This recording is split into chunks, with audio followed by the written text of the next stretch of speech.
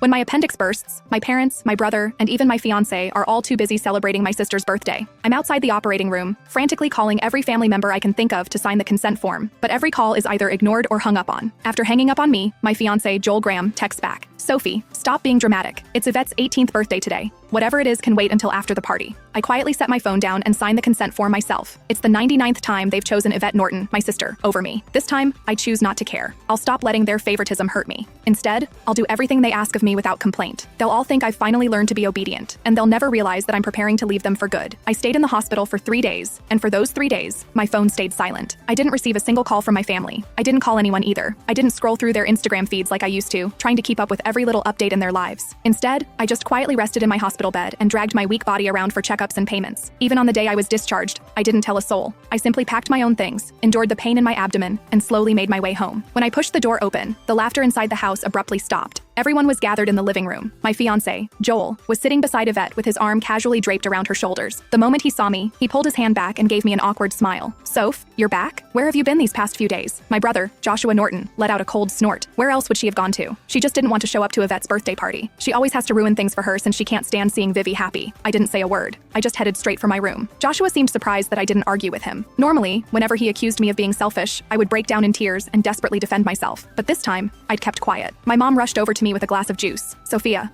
we were so busy with Vivi's birthday the other day that we missed your calls. Don't be mad at us, okay?" She placed a glass of mango juice in my hand. Although my heart had long since stopped expecting anything, it still ached faintly. I was allergic to mangoes, but Yvette loved them. There was always mango-flavored food and drinks in the house because of that. But no matter how many times I reminded them, no one ever remembered that I couldn't have mangoes. I handed the glass back to Mom and quietly stepped back. "I'm not mad. I'll just go to my room." Just as I turned around, a loud noise came from the living room. Dad abruptly stood up and slammed his hand on the table. He screamed, "Why have you been walking around with that sour face ever since you came in? Your mother already apologized and even gave you your favorite drink. What's with that attitude? It looks like we've spoiled you too much." My heart twisted, and even breathing hurt. Tears blurred my vision, but I still lifted the glass from Mom's hand and drank it all in one go. I then gently set the empty glass down and wiped away my tears. I calmly looked at Dad. "Yvette's the one who likes mangoes. I'm allergic to them, but it doesn't matter. I already drank it all. Can I go to my room now?" "Sophia, why didn't you say something earlier if you were allergic to it? Who told you to drink it? You're so stubborn." Mom panicked and quickly patted my back. Dad looked embarrassed, but he still harshly replied, "You could have just explained yourself. You've always had that unlikable attitude. You're nothing like Vivi. She knows how to communicate." Yvette's voice drifted over from the couch. "Dad, don't say that about Sophia. You'll make her sad." She sounded gentle, but the smugness in her eyes was impossible to hide. Yvette had always used my dullness to highlight her perfection. No matter what it was, she loved comparing herself to me. She would only be satisfied when she got to trample me. I should have felt hurt, but my heart only felt numb. Even when faced with such humiliation, I felt no emotions anymore. "I'm sorry," I said. "It won't happen again." The moment the words left my mouth, everyone in the room stared at me in shock. My obedience caught everyone off guard.